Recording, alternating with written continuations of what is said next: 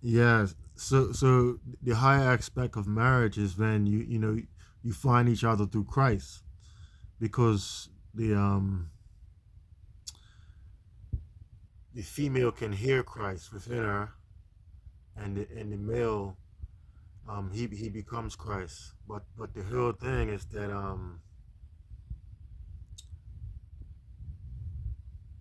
when the whole thing that makes it higher is because the sensing ability to be able to sense and know something is something that that's the feminine trait that God really bestowed to the female to master.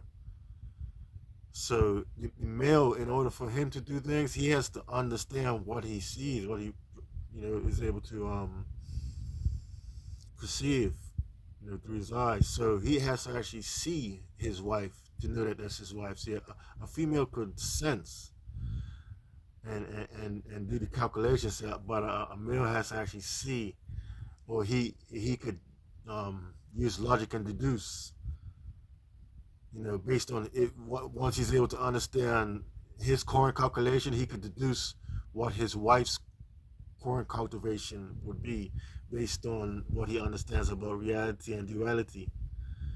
But the way to see is for him to develop in Christ and develop the ability to look inside in the queen chambers that's inside his body, inside his heart,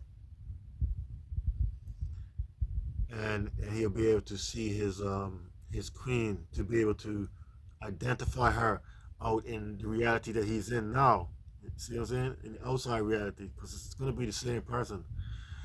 And this stuff happens subconsciously as well, because you know my mother and father, I don't think they were in tune with the knowledge that I have, like what I have now, but they managed to find each other and pair up to where my father was a warrior and my mother was a saint. So those paired together to form a balance. So yeah, my father was a hardworking warrior, um, masculine, and my mother was saint, feminine, and that was able to produce me. So, or marry me. So yeah, so this stuff happens subconsciously. So the person with you are with could be the person that you are supposed to be with, but it's going to happen chaotically. Because things that happen subconsciously, no consciousness, are chaotic. It's the consciousness of what's happening is what brings the order to chaos. But yeah, so somewhere out in that world, there's going to be a reflection of your kingdom that you have, and you as a king developing your masculine, um, it strengthens your female's feminine.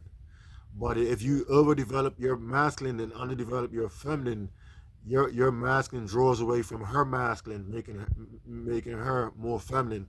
See what I'm saying? And it's vice versa. So you working on your body strengthens her feminine. Her working on her mind strengthens your masculine.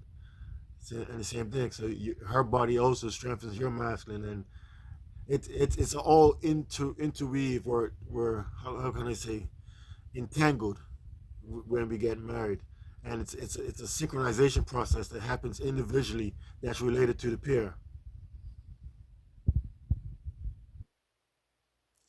So when you see me running barefoot, that's me cultivating with my wife, because I'm developing my body and my mind in ratio at the same time, and I'm connecting to her, sending my cultivation through my feet, you know, because we're all on the ground.